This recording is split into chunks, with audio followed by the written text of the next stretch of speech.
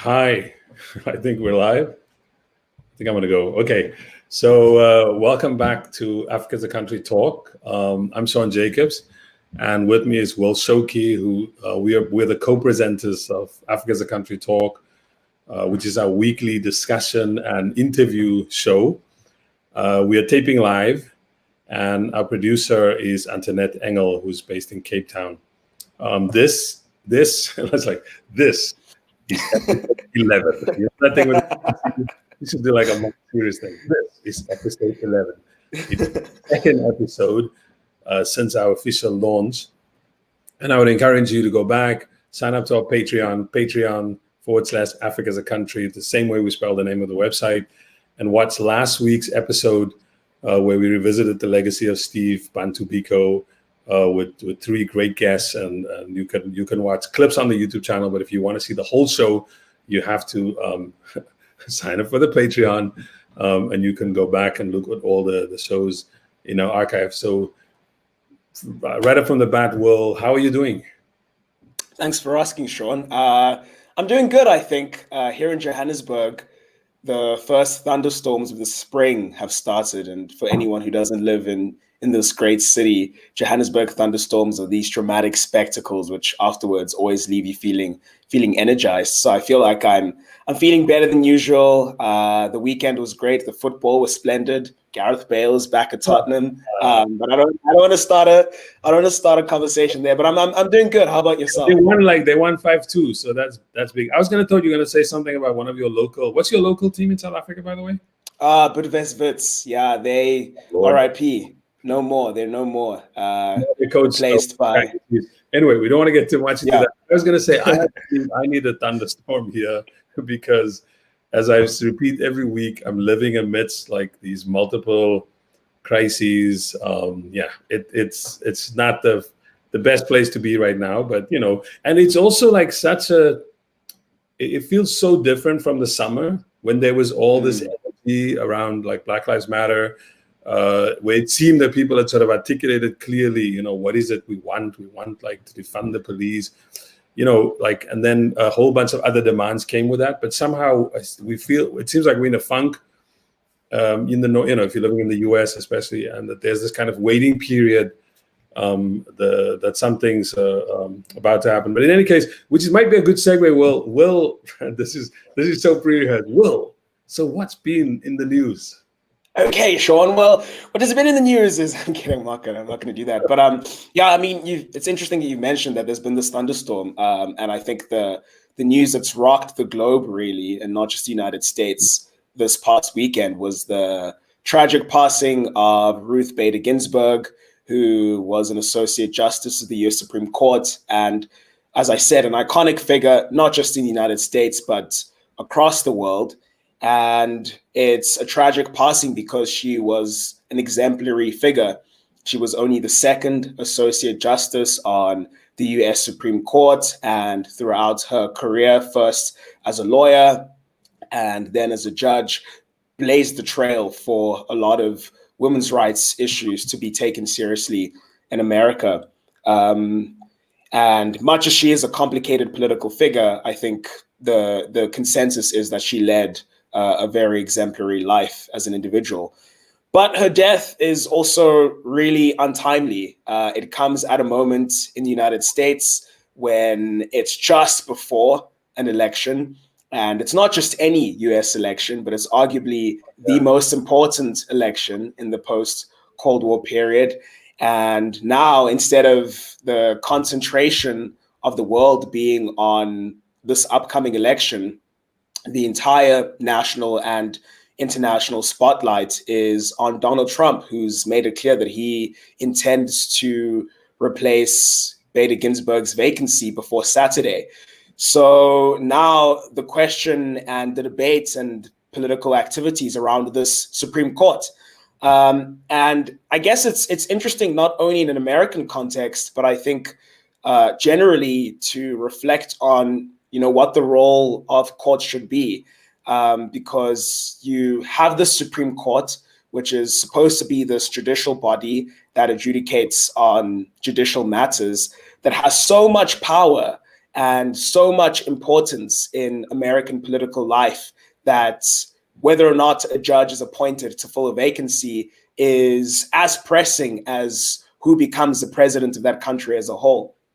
And as I was saying, it's not only important in the United States, but really it's important in a lot of jurisdictions which model the United States judiciary system, which is this English common law model, which is in large parts of the global South. It's in South Africa, it's in Kenya, it's in Nigeria, it's in India. And yeah, just it's a moment for reflection on what do we expect from the judiciary, how much power we give in the judiciary, and especially in the global South. What's interesting, I think, is that in the United States, it's easy to look at how politicized their apex courts are, how much power is vested in their apex courts, and conclude that that probably shouldn't be permitted. But I think that sort of can at the same time conceal the fact that everywhere else we kind of do the same, which is to say that we sort of expect that we sort of venerate and deify the judiciary because in Africa especially, and in South Africa especially, where we are faced with long-time problems of governance, the courts have played this active role in rolling back the power of the state, telling the state to do its job, so on and so forth. And we get really excited about that. We praise the courts for playing that role, but I think we don't necessarily consider what the excesses of that might be. What happens when you vest too much power in your judiciary? And what I'd point viewers to is a great interview that we had earlier this year on the website between Elisha Kunene and Gautam Bhatia, who's a lawyer in India. Elisha's a lawyer in South Africa, and they ask precisely this question, which is, what are courts for? And they speak about exactly why we should refrain from investing too much power in our courts and reclaim democratic governance and investing political power in ordinary people rather than this highfalutin body of philosopher kings and queens. You showed me that tweet. Yeah, tell the audience what that tweet was, which I think is really accurate. Shame, spare a thought, something for Americans. They've lost one of their ayatollahs. Of course, people are upset by that, but you can see the kind of, it's a bit of a trite comparison, but it just plays with the idea that the Americans put so much emphasis on these group of people as sort of moral arbiters. And they're, by the way, I think they're appointed for life. So that's what makes it. I was going to say something quick because we want to move on to something else, which we want to remind viewers of that was in the news. If you just take, say the case of South Africa, right? You have the Chief Justice, what's his name? Mogoeng, who is like famous for, if he's a moral arbiter of the society, the kind of pronouncements that he makes on morality, on religion, it's quite striking, right? Yeah, no, absolutely. And I mean, I think that Ayatollah tweet is exactly right, because the basic point is that countries shouldn't be governed by this council of elders, these philosopher kings and queens, and they should be governed by the people. But yeah, to move on, there's a story, Sean, that you want our viewers to pay attention to, and it's a really concerning story coming out of Sudan. Can you, what's that about? So basically, I mean, it's a story. The bare facts are that 5 filmmakers were arrested and sentenced by a Sudanese court to like 2 months in prison. And I sort of want to read this for public disturbance and violating public safety measures.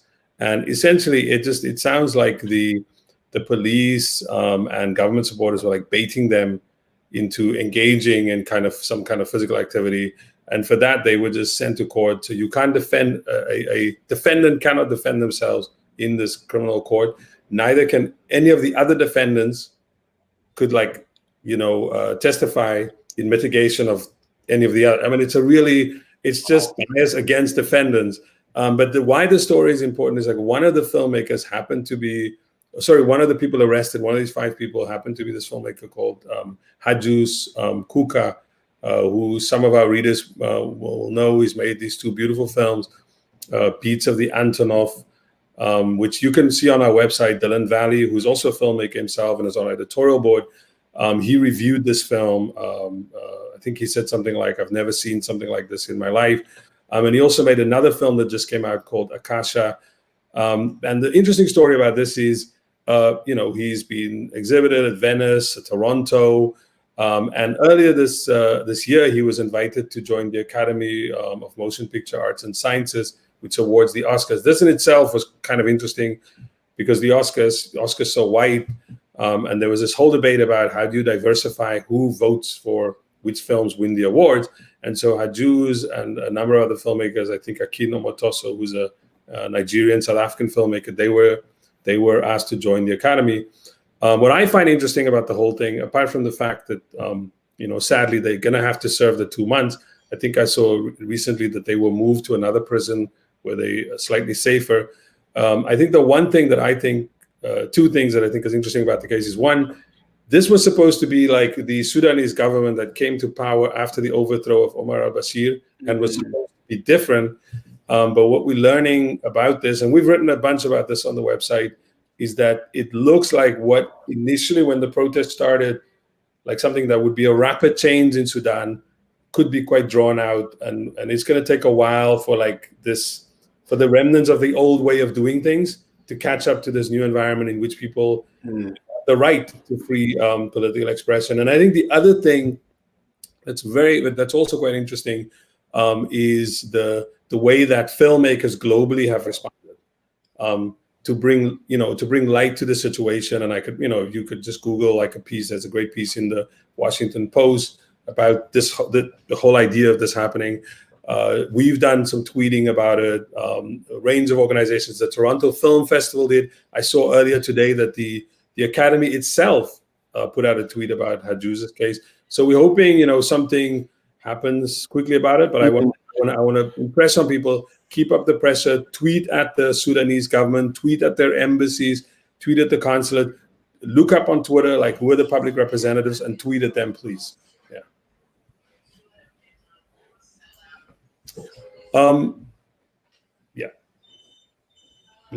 Sorry for that. Like we had a little glitch there. But you can follow us on Twitter, Facebook, and on our website, africasaCountry.com. And all our work is published under a Creative Commons license. So you should also feel free to repost it. You're watching Africa as a Country Talk. I'm Sean Jacobs. My co-host is Will Shoki. So let's move on. We have our first guest on today. We have two sets of guests. We don't go away. We are going to talk about the legacy of Kwame Nkrumah with two wonderful guests coming up late in the program. But first up, we just wanted to chat with one of our own, who is Grief Chelwa, who's one of our contributing editors. Grief is here. Grief's been here before. I don't know if you remember Grief. Grief was here, quite a lively guest. It's good to have you back, Grief. Good to have you back. How you two gents doing? I'm doing okay. Okay. We talked some heavy topics already. We don't want to ask Grief who his football team is in that everybody talks about and how they're doing. I think it's Arsenal. I hope not. No, I told you I decolonized myself, Sean. I'm just messing with you. It's Cape Town City and City of Lusaka. Those are my teams, man. Oh, Grief pulled that one. That was good. Grief just made us feel like we are not decolonized. He supports the city of Cape Town. I mean, how decolonized is he really? Oh, okay. This is gonna get ugly. Anyway, Grief, you get to talk to us about a new project that we're doing on decolonizing and shifting public narratives around climate justice, tax justice, and extractors in African spaces. We also want to tell our viewers, because we're upfront about these things, the Climate Media Project is generously funded, and we're very happy for this, by the African Regional Office of Open Society Foundation. We thank them for being our partners in this. Grief, how would you describe to viewers, like, what are we trying to do with this project? Because there's a lot of writing about the climate, but what is it specifically that we're trying to do with this? Man, thanks a lot, Sean, and thanks for having me on this program. So, I mean, generally what we're trying to do, as you've said, I mean, there's a lot that's been written about climate problem, about tax issues, about extractive industries generally across the world, and even specifically on Africa. What we're trying to do with this project is really to go a little bit deeper, right? So the general idea, the first instance is we're talking about decolonization. So how do we decolonize discussions about climate justice, about sort of extractive industries, about tax issues? How do we center African narratives and African ways, like African analysis about these kinds of things? So we're trying to go a little bit deeper. Everybody agrees there's a problem. Climate change is a problem. That is certainly not up for debate, but we have solutions on the table. And what we're trying to do in this project is essentially try to say, can we critically engage with these solutions, right? Can we critically engage with this solution? For example, one of our first pieces that went up yesterday by Keston Perry was generally just trying to say, some climate initiatives that are being sort of coming out of the US and that are supposed to have an impact on Africa, pretty much replicating imperialism, pretty much replicating and reinforcing capitalism. So that's the kind of critical discourses that we're trying to do. We're really trying to interrogate what seem like obvious solutions, but then these obvious solutions always have very sort of interesting types of processes. So that's what we're trying to do with this particular series of posts. Nice. So Keston Perry's piece, everyone should go read it. It's fantastic. And we plan more of these pieces, right? And I think we also want to do a takeover of the live stream show sometime later this fall. Can you say more about that, Grieve? Yeah, I think so. The general idea is, for example, Keston wrote what I think is an incredibly important piece, an incredibly important intervention, right? And what we would like him to do, obviously, is to one day show up on the live stream and we have a chat with him, right, about his piece. And we sort of ask him, what possessed you to write this piece? What sort of upset you? What sort of got you moved to write an 800-word piece on climate imperialism and the US elections? What was the motivation? Where do you want this conversation to go? Who are you speaking to when you write this? From what perspective are you writing? So really just sort of, we've got the writers, but we always want to go inside their heads and have them explain to us why they bother to write these things in the first place. So we're going to take over the live stream platform in a couple of months' time, and then we will be talking to a lot of our guests. And the next piece, just quickly before we move on to like what the next phase of this project will be, the next piece, just to give viewers like a little taste, will be by Olufemi Otaiwo, who is a philosopher at Georgetown, I think. I might be getting this wrong. That's right, yeah. At Georgetown. Yeah, and he's got a piece. Will's taking his head approvingly. Sorry? Yeah, I'm a big fan. I'm a big fan of Femi. Oh, okay, that's nice. I'll tell Femi that. So basically, it's in the same tradition where, he's interrogating a climate change solution, which is not controversial, but tends to be controversialized by, for example, Northern activists, whereas it might not seem so controversial for Global South activists. So this is the kind of stuff that we are trying to really bring to the fore, that their perspectives, their Southern perspectives on solutions to climate change, their Southern perspectives on solutions to extractive industries, there's Southern perspectives on issues to do with tax, right? We have nuanced perspectives, and we want to bring these perspectives to bear on this particular series. That's the general thrust. Yeah. And so, as I said, the sort of alluding, we have kind of like 3 phases to the whole thing. And the phase 1 is these, this kind of set of articles, boarding up the debate, bringing in all these other voices, particularly African voices. The next phase, we plan to make a film. Yeah, we plan to make a film. I've always wanted to make a film, Sean, and then Sean came to me and he said, "Carte blanche, what are you going to make this film about?" And then I said, "Can I make this film about City of Lusaka, my darling football club?" So yeah, the general idea is can I just say as you move on, I've never been to this club. And I do know something about Colombian football, but I'm just messing with you. Maybe there needs to be a film then. Maybe there needs to be a film about this team that no one's heard of. No, it's only you guys who are so not decolonized who've been said about everybody who anybody has said about it. But yeah, so we're trying to make a film. Really, what we're trying to hone into is this discussion about extractive industries. As you know, the history of Africa is a history of natural resource exploitation, extractive industry exploitation. It's a history of oil, gold, all these kinds of things. What we're trying, and then in that history, there's a whole thesis about the resource curse, right? That just having resources is a curse in and of itself. What we want to do is to interrogate this particular hypothesis in film, in documentary form.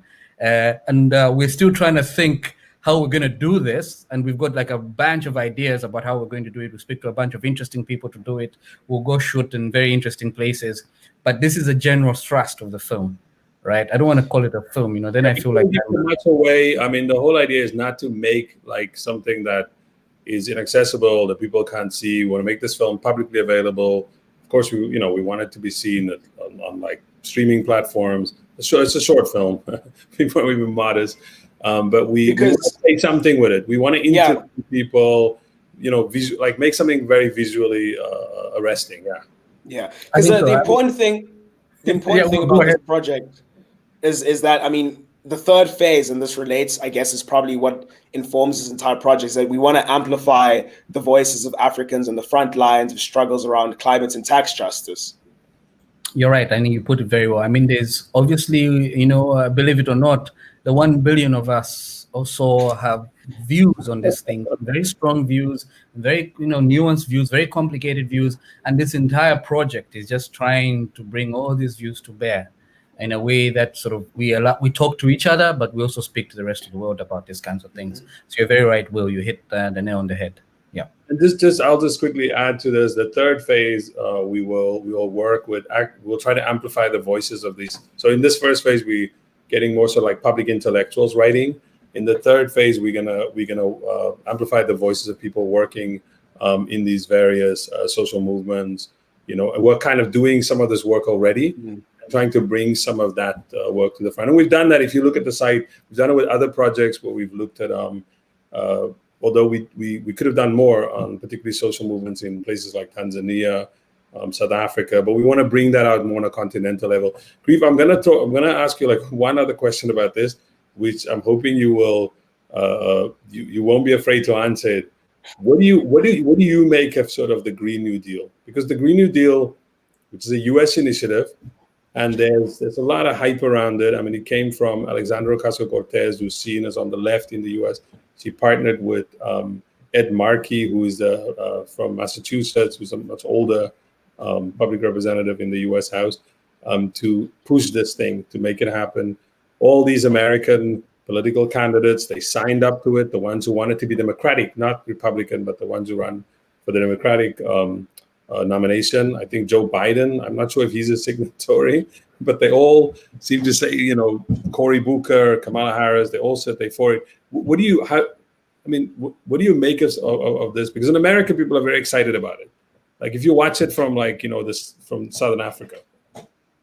I mean, so I think this is why the series that we're doing is so important, because, for example, before I read Keston Perry's essay, I was rather sort of indifferent. I mean, I was partial towards it. I'm still partial towards it as an idea, as a principle, but they're the nuts and bolts of it. And this is, I think, what we want to do with this series, just get into the nuts and bolts and sort of figure out who's going to finance the Green New Deal, who's going to finance certain aspects of it. And when you dig deeper, for example, at least that's what I learned from Keston's essay, right?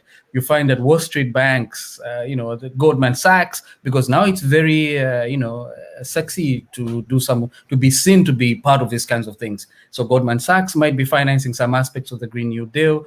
The good old conglomerates, the old multinationals that have caused so much damage, either in terms of labor or in terms of the environment, are now switching and being a part of the Green New Deal. So I think the basic point is, as an idea, it's great, but what we ought to think about and worry about are the nuts and bolts of it.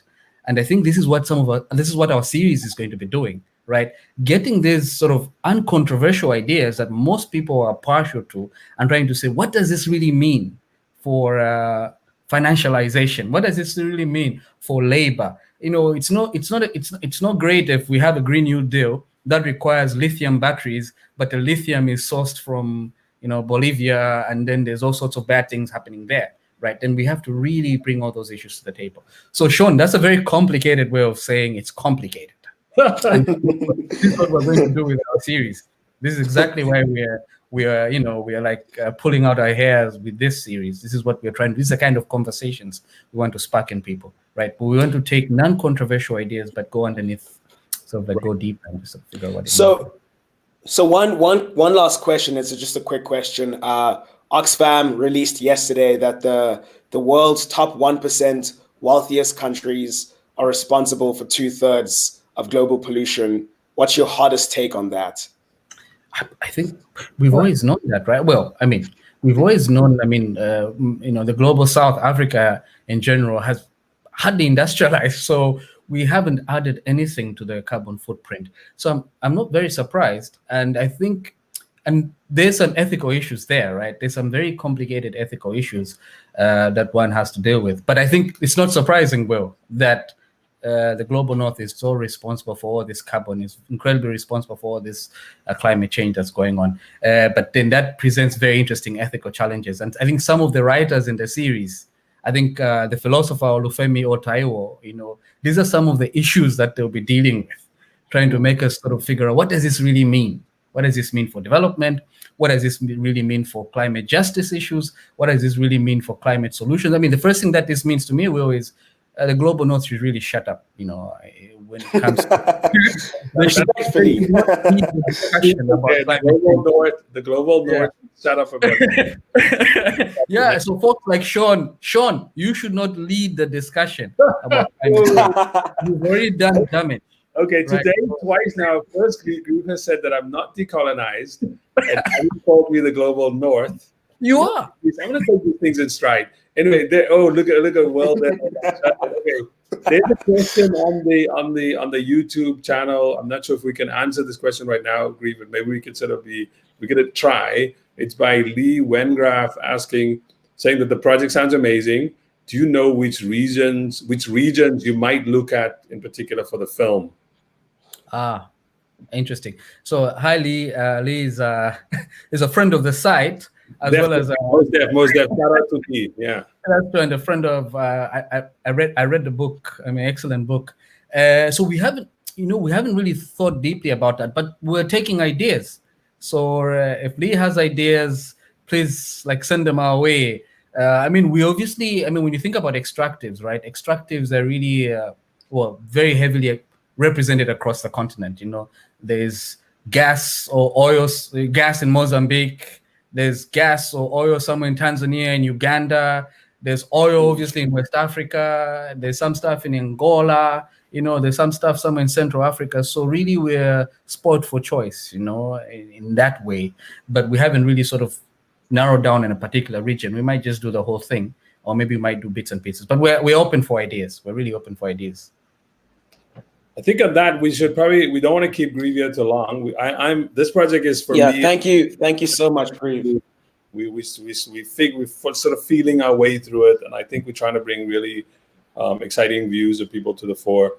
We want to. Somebody 100%. The global north should shut up. I need that. Yeah, that's Takondwa. So I think Takondwa is broadcasting from Joburg. Hi, Takondwa.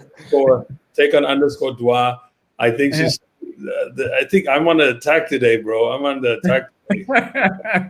Anyway, Sean, enough from you. Grieve. Thank you so much for coming on to the show. And we look forward to seeing what happens with this project. And it sounds exciting. Thanks, guys. Thanks for having me, and good luck the rest of the show. I can't wait to. Brother, it's good having you. Excellent. Bye-bye. Bye. Thanks, Grieve. And finally, onto our next segment of the show. Yesterday was the 21st of September, and the 21st of September is significant not only because everyone remembers the Earth, Wind, and Fire song once a year, but because it was also the birthday of Kwame Nkrumah. And Nkrumah was born in 1909 in a small village called Nkrumah on the Gold Coast of then colonial Ghana.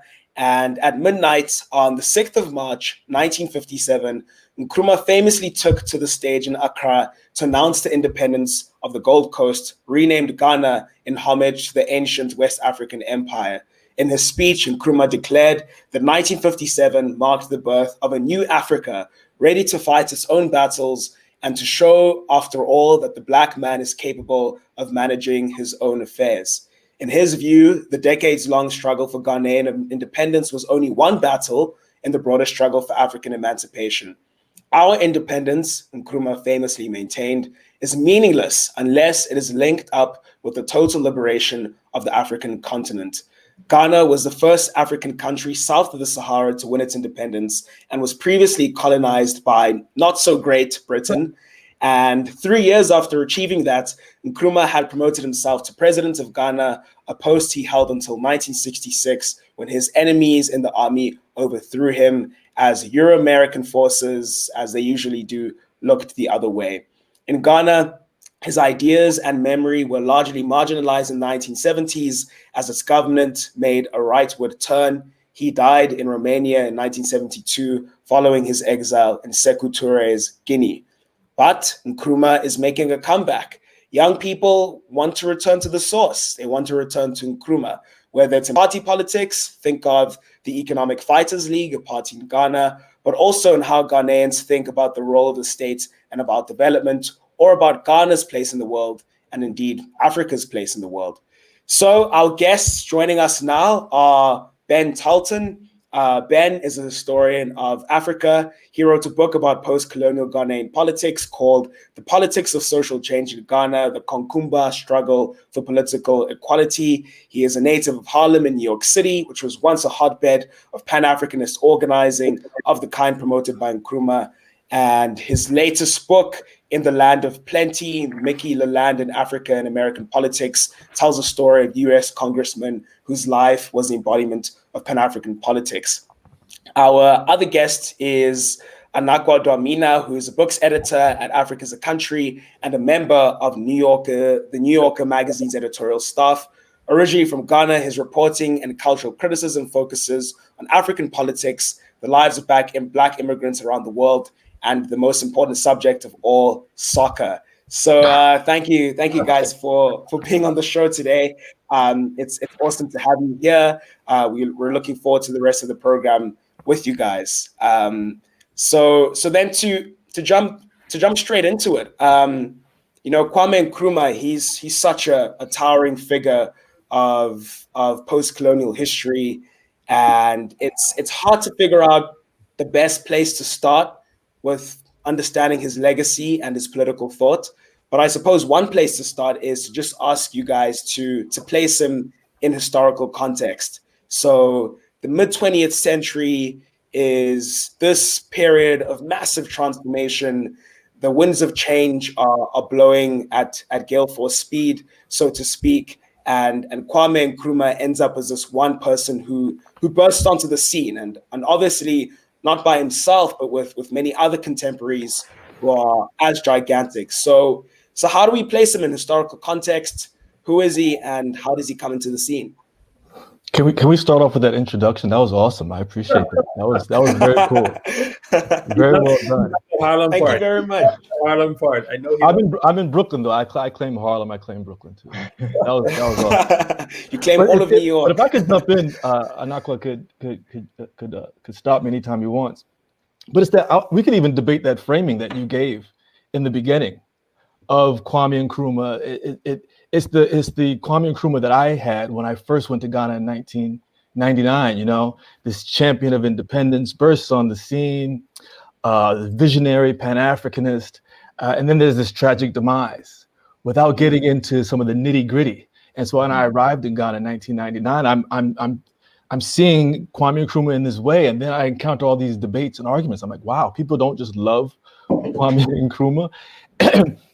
And I'm hanging out with people whose families were destroyed by Kwame Nkrumah, who really despised the man. And it blew me away, coming from the diaspora, coming from the United States, where he was celebrated, particularly by people of my generation's parents, who were naming their kids Kwame, even though they weren't born on the proper day. So we could even, that framing is the popular framing, but then the meat on the bones is quite different. So if you, I know Anakwa wants to jump in, but just to stay with a second with you, when you say like the meat on the bones, can you just like give a flavor of the meat on the bones? Well, just look. So the meat on the bones is thinking of this vision that Nkrumah and the CPP had in the second half of the 1950s, particularly 57 to say like 60. Where we're building a model post-colonial state, truly self-determined, truly independent, fighting against neo-imperialism, fighting against capitalism, put the two together, right? Self-determination for individual and for the state. And then also modeling Egypt, where now independent Ghana is going to be the defender and champion of sovereignty throughout Africa. But then suddenly we get into 61, 62, 63, and we're battling forces from without and from within, and Ghana becomes this police state. And I think you see Nkrumah not really trusting his own people. And that's the Nkrumah we have to grapple with, where he saw himself as the only one who could accomplish it. Now, I'm sympathetic because neo-imperialism and capitalism are real enemies of the people, right? So, and seeing himself as the only one who can do that. But then the police state is really when things get problematic. Preventive Detention Act, where anyone who criticizes the state, who we think will be against the state or be against the regime, and then Nkrumah is the state, right, can be arrested. And those are the people who are, many of them are still alive and have memories of those times that create this fraught environment and kind of complicate Nkrumah's legacy. Right. But you also, I mean, that's such a that's a great way to get into this discussion. Anakwa, go ahead. Sorry. Yeah. No, I was gonna say that I think it's so interesting you say that too, because being born and raised in Ghana, Nkrumah sort of existed as this figure, this national figure, but someone that I didn't necessarily get too much concrete information on.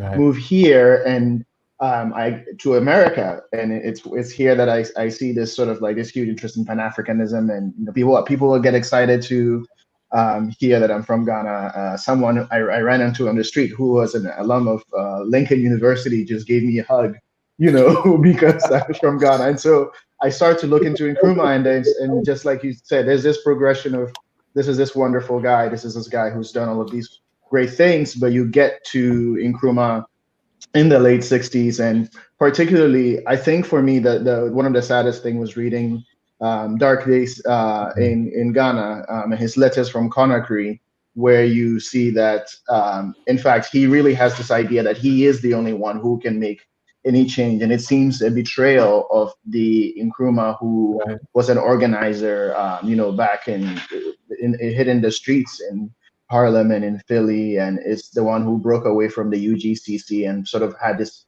radical project. And I was recently reading this book by Grace Lee Boggs, who's this famous organizer affiliated with CLR James and that connection. And she mentions that when she and her husband visited Nkrumah in Conakry, Nkrumah had said that he wishes that they had gotten married, because with her ruling sort of the East being Chinese and him ruling Africa, they could have some sort of monarchical state or control of the world. And so you get the sense that Nkrumah had kind of lost it towards the end almost. But I think that what is important in the legacy of Nkrumah that we see from the EFF today, which broke away from the CPP, interestingly, the same way that the CPP broke away from the UGCC, is that focus of real structural economic change. And we get back to Nkrumah of this sort of neo-colonial analysis. Yeah, I mean that's fascinating. It's fascinating to begin by problematizing the figure and looking at the ways in which they were tragic heroes in many ways. But it sort of makes me return to the question of how do we understand them in that historical context? Because when we think of the post-colonial period, it was also a period running concurrently with the Cold War. And it was this time globally of mass suspicion and paranoia. And so you wonder, as these leaders take stewardship of trying to usher the countries that they're from into a new era of trying to build a new world, they're, to paraphrase Marx, they're doing it in circumstances not of their own choosing. So yeah, let's go back to trying to place them into that historical context. I mean, what were they trying to accomplish, or what was Nkrumah trying to accomplish when Ghana became independent in 1957? there's a book that I've been raving about throughout this entire year, which is called World Making After Empire by Adam Getachew. And was his project merely an anti-colonial nationalist project? Did he just want independence for Ghana? What was his deal? I'll jump in very quickly. I think it's important to put him in that broader context, because there are these broader forces going on. The Cold War, of course. And I see Nkrumah as being very clear-eyed about the challenges that the Gold Coast and then Ghana was facing, considering it was relying basically on cocoa and a little gold at the time. Understanding that Europeans were very much interested in post-colonial exploitation. So he understood their economic and political weaknesses. And so this effort to diversify the economy as rapidly as possible to achieve this socialist state, a self-determined and independent state, that was visionary, and it was brave, and it was amazing. And he accomplished a great deal in a short period of time. You think about creating a Okosombo Dam, which was supposed to make Ghana independent in terms of electricity, and then we're going to use that electricity to turn our bauxite into aluminum, so make it to export that. But then you run into challenges of finance. We don't have capital to do that, so we reach out to the Soviets. Ultimately, we reach out to the Americans and the Brits. So as he struggled to create this independent state, economically independent state, the irony is that he's having to rely on capital from the outside. So there's this catch-22, right? And we see this in other states. It's important to say this is wasn't just a Ghanaian problem. Mm-hmm. Most post-colonial African countries are facing the same challenge, right? Of how do we develop rapidly without capital? You can't do it. But then what are the downsides of rapid development is that there was this, I think, and I don't want to act like I'm just criticizing him at all fronts, but there was this neglect of the rural areas. When you focus on industrial development, right, when a majority of your population, and we can get into a conversation about Nyerere and how he did the opposite of focusing on agriculture. Mm. You're not really, it's a people-centered economy that's not really centered on the people as they are. So there's these upsides and downsides to the ways that he approached it.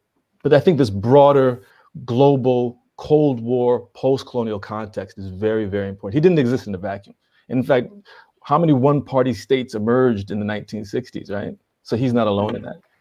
Right. And I think to add to that too, right? He, when he up on the scene, there is the UG he's broken away from, but there are also people who are coming from the Aboriginist Rights Protection Society. It's essentially, I'm saying that there are people who, but whether royalty or people who have vested interest in a connection to the European colonial states, and so Nkrumah arrives on this scene and they think, wait a minute, we do want some sort of independence, but not with this radical guy who's sort of going to cut off and come up with this new economic system. We actually like the way certain things are ran. Nkrumah was, very sort of, didn't indulge the chiefs too much, let's say, and that was an issue for some people as well. And so there are those factors as well. And I think that we tend to not think about being caught between those two forces in that moment in time.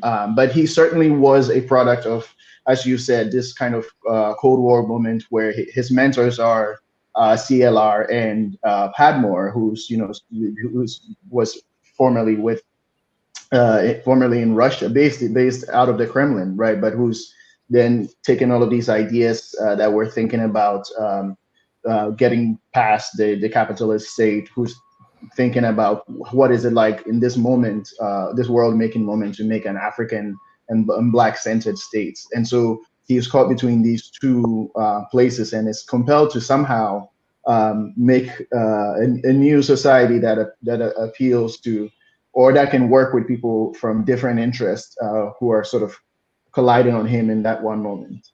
I want to add to that. I think this what he built out is actually pretty amazing, and the idea of this opposition that he had from the Ashanti region in particular, but also in the east among the Eves, because they straddle the Togo, Ghana border. They were originally part of Transvolta Togoland. So they had an opportunity to join at independence 56, to join with Togo. And they took a vote, and the Eves were outnumbered, and majority voted to stay with and become part of Ghana, right? But you have this community that's disgruntled. They feel like we're giving up the British, but now we're gaining the CPP as our oppressor. And that liberation movement lives on today, the Togoland liberation movement. They want to join with Togo.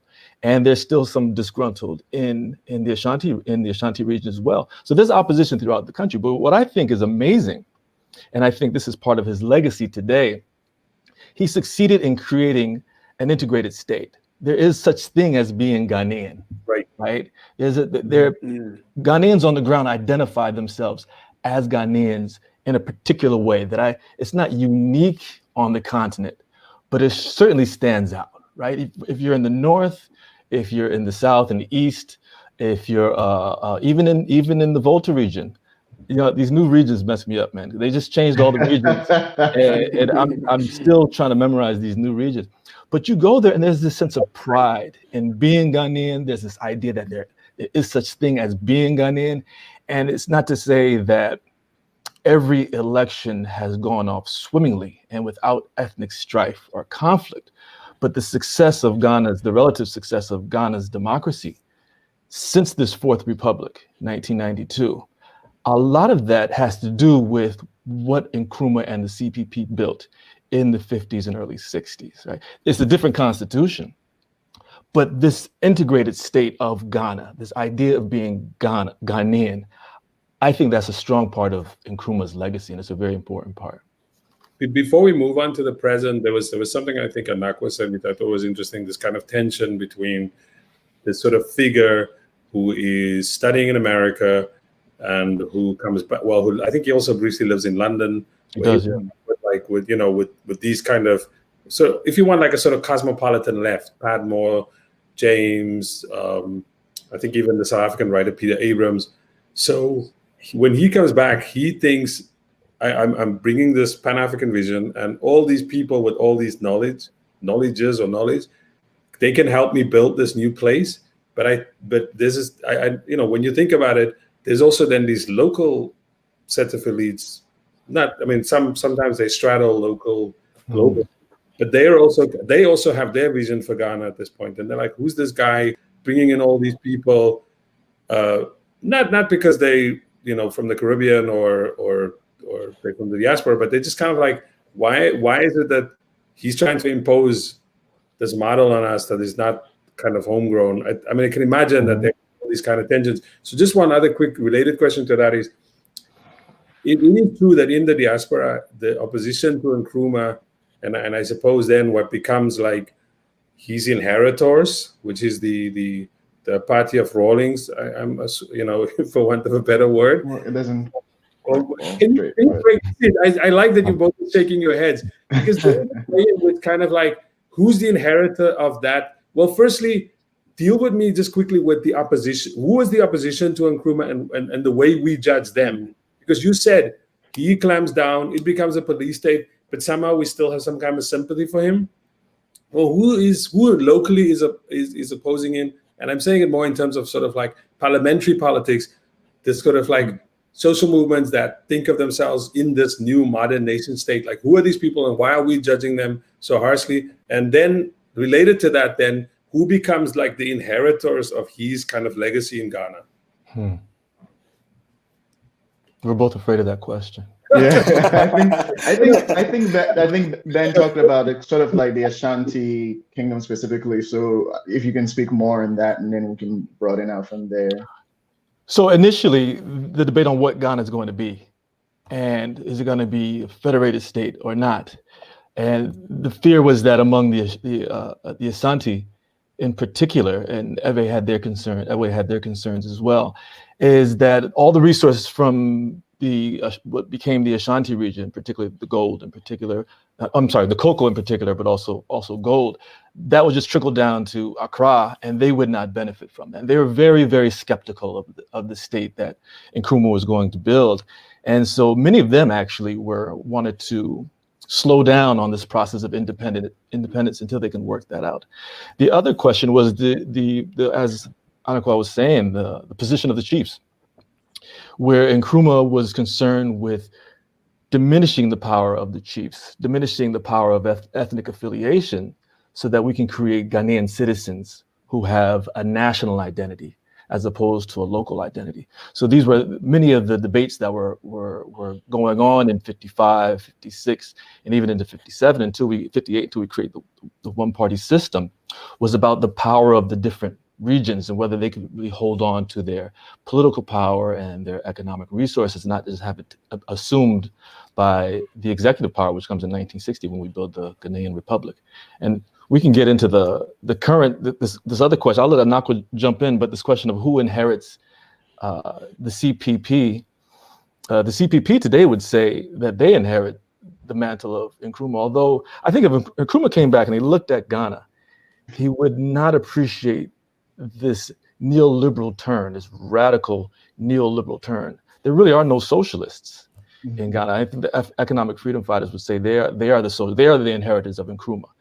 But what Nkrumah was very jealously protecting the state against was a neoliberal turn and the influence of the capitalists, mainly United States, and the former imperialists, Britain, having control of them economically. We see these agreements being made between the United States and Ghana that are very scary. The US-Ghana military agreement was last year, very scary. I think Nkrumah would be shocked. And he would be very shocked at the neoliberal turn. Because the NDC and the NPP both are neoliberal political parties. There's nothing socialist about them.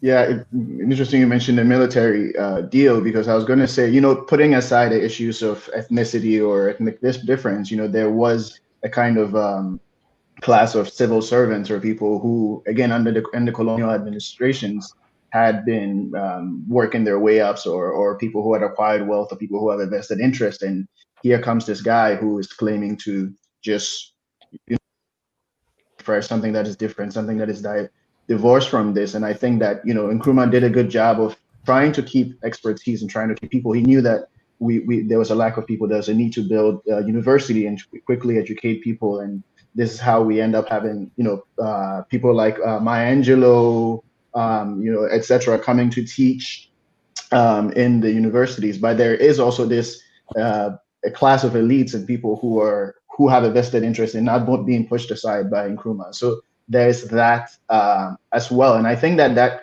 is not too different from looking at Ghana today, because it comes back to a question of whether there's a political party or there's a project in which we go back to, I guess, the original sin, which Ben points at, of thinking about including all of the rural people, everyone in Ghana, versus whether it's about we keep on inheriting this state and we figure out how we can benefit from the arrangements and what little we can dole out to people. That is what it has become. But with Nkrumah, I was thinking of maybe this is the opportunity to sort of like expand things, and that didn't happen.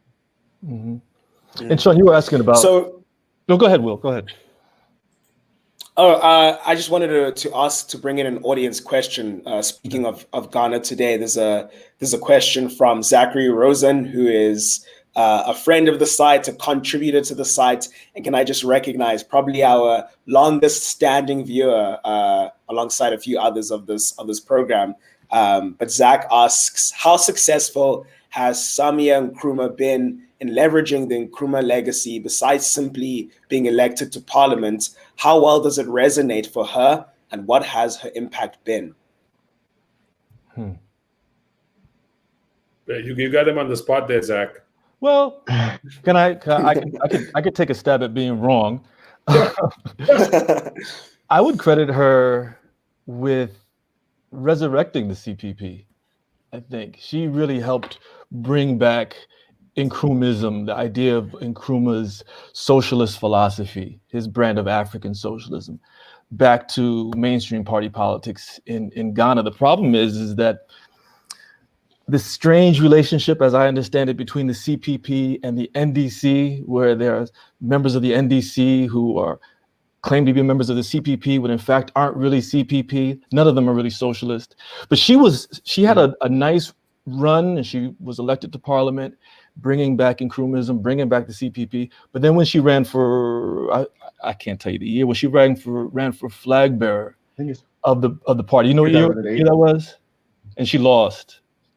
I think it was 20. Well, never mind. But around 2012, yeah. Yeah, and she lost, and then her star began to descend from there. But she's very active on the ground and trying to keep the legacy of Nkrumah around. I think she's building a center. It's not the Kwame Nkrumah Ideological Institute that he built, but it is a center for the legacy of Kwame Nkrumah. It might be an ideological institute. That would be very interesting. She got elected in 2012. 2012, right? But she lost the race to be flag bearer of the party, and as I see it, there's a shift. So they've never really been able to. Presence. I'm aware that both of you. I'm aware that both of you, in particular, Nakwa has to go. So I want to ask this because I know if we don't ask this, and it's a great piece on the site right now by Kirsty Kwarteng on this whole kind of idea of Ghana as this kind of, home of Pan-Africanism and attracting, people who are interested in the idea. They sort of identify with Ghana. And her big argument is, well, if Ghana is Pan-African, then Ghana should be Pan-African. Pan-Africanism should begin at home. But here's the question I quickly want to ask, and I don't want to be long. And this relates to can you say just quickly about Nkrumah and the diaspora? I think Ben has sort of alluded to this, how Nkrumah is viewed outside Ghana, and particularly in sort of, if you want, the global Black world. I'm curious, how you think about the project of the Year of Return, which is if you want, sort of the MPP program. And, one could argue, and I think Anako was alluding to that, Nkrumah as the originator of the Year of Return, and that the current government is merely, I would suppose, what do they call it now? You're stealing my intellectual property. There's all these fights on Twitter. That the current government just stole that idea from something that Nkrumah did already. As you said, Maya Angelou, a whole bunch of great African political figures, lawyers, Paulie Murray, all these people went to Ghana and they went to live there. So can you say a little bit about that politics? Because now we're in this new moment with a new kind of Year of Return. Follow the thread of Ben's thought. Is this just like a neoliberal version of Year of Return, or am I being too rough on the current Year of Return? Which, just for people who don't know, this is around Christmas time. I think since last year, this is COVID. I think may put a spanner in the works, but large groups of people, particularly from the United States, lots of celebrities go, and I think to a lesser extent from Europe, converge on Ghana around Christmas. It sounds like a great, joyous affair. I'd like to be there. The parties look great, but in the larger scheme of things, how do we judge it? Is this Nkrumah's Year of Return, or is it harsh to say? Is this Nkrumah's legacy? You're asking? Is this and the idea of Ghana as the gateway to the diaspora and the gateway to Africa at the same time? Anakwa, you want to take the first stab? I don't know if this is enough time to I know we can address this question. We don't have to go to the question. You're free to answer. I know you got to run somewhere, but if you want to answer it, I'm going to stick around and answer this question. I'm not leaving until you properly engage this question. No, I settle this. I think I'm gonna roll this into the previous question about Samia, and I was going to say that I think Samia's presence alone had a big impact. I think in terms of just the two-party system that we currently have we can't. It's either you're NDC or NPP, and that's about it. But I think her presence for the first time was allowing people to think about issues differently. They were talking about policies, right? Rather than are we going to have this guaranteed vote or this ethnicity behind us, etc. And so I think just for the mere sake of that, and I don't know that there's a direct connection, but it's probably why the EFF comes about, right? Because there's this sense that the old CPP has been complacent, and these young people break away from the CPP to become the EFF, the same way in which Nkrumah, leading the youth wing of the CPP, the UGCC, excuse me, broke away. So I think that whether or not she eventually becomes president or it becomes politically involved in a larger sense, her presence alone is going to like shift things and make us reckon with this legacy. And I think similarly, I think that I am happy that people are coming and people are sort of asking questions of, is this the Ghana that we hear about? Is this the Ghana? Because I think that is possible. I think for now, right now, it seems like this is more of an introduction to Ghana as sort of a tourist project, maybe a project of getting to know Accra and getting to see what are the things that are available. But it hasn't taken the next step to be Nkrumah's year of return, where you might have to go for a session at the Kwame Nkrumah Ideological Institute in Winneba, and pass certain quizzes and certain tests. So I'll leave it at that. Yeah, I don't think. Hold on. I'm not gonna let Anakwa get away with that. That was so like carefully crafted. Like, I need to go to the Ebro party when Ebro arrives in Ghana or whatever. I'll just be like, he's like compartmentalizing that. No, but I do think. I mean, I guess I do think that there's an image of Ghana, right, that you get that is, whenever I talk to people from other countries, they're like, oh, you can't complain about Ghana. Ghana is perfect. And in a way, I think having people go to Ghana and see what it's like for themselves will help shake that image and will help make the government and people stand up, because I think we've been sort of riding off of this Ghana is the gateway, for a long time, and it can continue to be, but there's a lot of work to be done. So that's how I'm choosing to look at it. I wasn't there. I was there earlier. I was there in July, so I didn't participate in all the parties. I saw them all on social media. I don't think Nkrumah would approve of Ghana just as a tourist site. One of the complaints I heard from some people, African Americans who went, and some West Indian Americans who live here in the States who went, was that when they were here in Accra, when they were in Accra or in Cape Coast, there were so many people from the Caribbean and the United States there. They really didn't interact with Ghanaians. So it was really just they didn't experience everyday life of Ghanaians. But I think it's a great start. It's not Nkrumah's year of return, but just to answer the question, I think Pan-Africanism, the fact that it's still part of the conversation, major legacy of Nkrumah, his time in the United States, his everyday interactions with African Americans here in the US, particularly in Philadelphia, his interactions with West Indians and Africans from other parts of the continent during his time in London, bringing this sense of global Blackness back to Accra, back to Ghana, this sense of a capacious Pan-Africanism, get away from the Casablanca and the Monrovia school thoughts of Pan-Africanism, but a more global Blackness. It made him unique as an African leader, I think. Now, a lot of people in Ghana didn't quite understand that. Who are these Americans coming? Who are these Jamaicans coming? Or Trinidadians in the case of George Padmore. And you're claiming that they're part of the African world. So he had a sense of a global Blackness that didn't necessarily resonate. But his call when he comes to New York and goes to Chicago and says, he has that speech in 50, 58, 59, those of you who want to come are welcome, come help build a modern Ghana.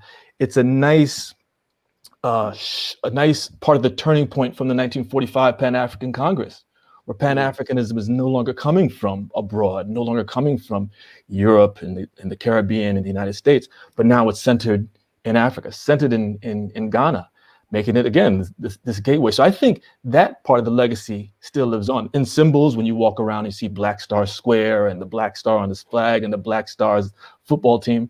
So his legacy lives on in that respect. So anytime we have a year of return where people are engaging Ghana in a positive sense and going back enthused about it, and there are many people who've moved, many Jamaica big stars like Rita Marley to small business people from Jamaica, Trinidad, and the United States who've moved to Ghana in particular.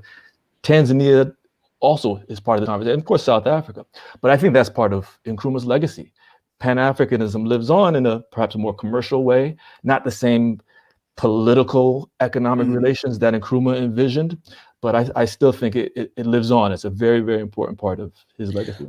I mean, Sean, I think you want to add something, but I also want to ask a question that relates to exactly what Ben just said. I forgot the name of this YouTube channel, but there's this guy who goes around interviewing Africans from the diaspora who's moved to Ghana. He uses a lot of drone photography, but I don't know, Nakwa, if you and Ben know this program, but he's a short guy. Wodemaya? Yeah, it's usually anybody who wants to see this kind of the continuation of this kind of politics. I mean, he doesn't talk about Nkrumah or anything, or there's very little politics to it. But in itself, it's definitely a kind of Ghana as a gateway. Like it's very well done. Interviews all kinds of people from Britain, from like the US, from the Caribbean, just ordinary people, business people, regular people, students, tourists, who eventually just end up moving there.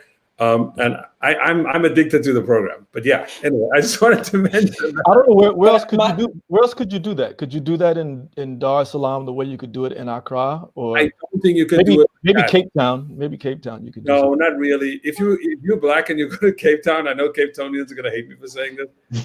Nah, no. So besides Accra, I can't think of another place. It's Johannesburg. I would say that's in the early. That's what I meant to say. I meant to say Johannesburg. Yeah, before Will ask, I think this is an interesting little quick side note. Joburg was really attractive right after the end of apartheid, sort of that just after 94. A lot of African Americans, people from the Caribbean who moved there and then started life anew and were very successful there. Right. Well, they're still, their children, they've started new lives. They don't live in the US. That's not their country anymore. So yeah, I think Johannesburg, definitely Dar es Salaam is the other one, but I think Accra, it's sort of like first prize in that kind of whole politics. Yeah, I've known people. But it's interesting. I mean, it's interesting that we found ourselves talking about Joburg, because I think it relates to the question I wanted to ask, which is to make the reflection that Joburg is the city where we could do what you guys are talking about, but it's simultaneously the city where, on the one hand, you have a lot of cosmopolitan Joburgers who buy into this vision of Accra as a gateway to Africa, as reclaiming this pre-colonial African past that was robbed from us. But on the other hand, it's also a city in which a lot of Joburgers are extremely xenophobic. They're extremely hostile to other Africans. So the question I wanted to ask is, how do we re-articulate Nkrumah's vision of Pan-Africanism, which went beyond, Ben, as you were saying, this commercial brand of Pan-Africanism that was about selling Africa as this product, trying to establish Africa as this domineering powerhouse, but was really about this universal ambition of restructuring the global order as a whole, and not just for Africans, but for the entire globe, about saying that, capitalism doesn't work for anyone. How do we change things? That's one of those questions. Do we have an hour? If we're going to close soon, I hate to end on a pessimistic note, but I just don't think you can. In this moment, I don't think you can. I think we have a set of leaders who are not only more concerned with their own sovereignty and integrity, but their own positions of power. I think Nkrumah ran into that, of course, in '63 at the OAU meeting when folks decided against a more confederated Pan-Africanism. He didn't really. It was the United States of Africa was dead on arrival. But I can't say that entirely. That is to be pessimistic. We do have this. So Nkrumah is trying to work with Guinea in '58 when France is trying to undermine it. Works with Mali at independence, right, to create this confederation. Says he plans to work with Patrice Lumumba. But I would say ECOWAS is real. ECOWAS is something, right? It's doing things. So these regional blocs perhaps are a possibility. But I just think that the weakness of leaders' political positions, which lead to repression, I think is just so powerful in so many places. He wasn't up against that type of, and early on when he was envisioning this, he wasn't up against those types of regimes. I think the possibilities were real to them, although they weren't as real as they believed them to be. So I think we need a new type of Pan-Africanism. We can't go back to an old type. There has to be we have to envision anew these relationships. I think Ghana is beginning to do that. If we get away from this commodification and commercialism, perhaps we can get somewhere and back to the politics of it. Nkrumah was a socialist. How alive is socialism in Africa today? I would say not very, not very. But I think we need to envision a new Pan-Africanism, and for that, I'm optimistic. I would say I would agree and say that I think Nkrumah had this saying that seek ye first the political kingdom and then everything else would come. And I think what it seems to me, at least at this moment, calls for seeking the economic kingdom. And what I mean by that is that with the Africa Free Trade Area that is we talked about, for instance, this is part of something that Nkrumah wanted at that meeting, right? And so these are developments, if well done, can allow for individual people to have connections, businesses, things that are not outside of the state necessarily, but allow for internal thriving. I think also we've had as we talk about the year of return and people coming back and people starting businesses. I think I hope that there are developments that move away from sort of being under the control of the state itself and to sort of generate things around themselves, and things that are started in farming starting in the north, in the east, in the Brongahafo region where I'm from, and all of these other places which are not Accra sort of generate themselves, attract people to themselves, and are able to shake the economy from being the top-down one, in which sort of access to resources means access to power, and that is just going to continue being the case over and over again. We would love to raise more questions by our viewers, but I think we've run out of time, and I'm going to have to close things here. Just as a parting shot, there's a really beautiful photograph behind Nakwa, and I've been the whole program while he's talking. I've been wanting to ask him, like, who is that? Like, who is that on the photograph? Oh, it's just my grandparents, and my mom is the I don't know how to. At this point here, this is my mom. Oh, nice. Oh. Yeah. See, that's what the show is about. Anyway, I want to thank our guests, Ben Talton and Nakwa Domena, and earlier Grief Chawa, Will Soki, myself, Sean Jacobs, and the producer, Antoinette Engel. Thanks for watching. You can view the program. The program will be on the YouTube channel for like at least the next 2 days. After that, you have to watch it via our Patreon. And you can only watch highlights here on YouTube. So thanks to our guests. This was a great, wonderful program. Great discussion. I don't want to give away for next week because we're trying to just secure like a really cool guest. But thanks, everybody. Have a nice day. Enjoy. Goodbye. Thank you for having us. Thanks, Will. Thanks, guys.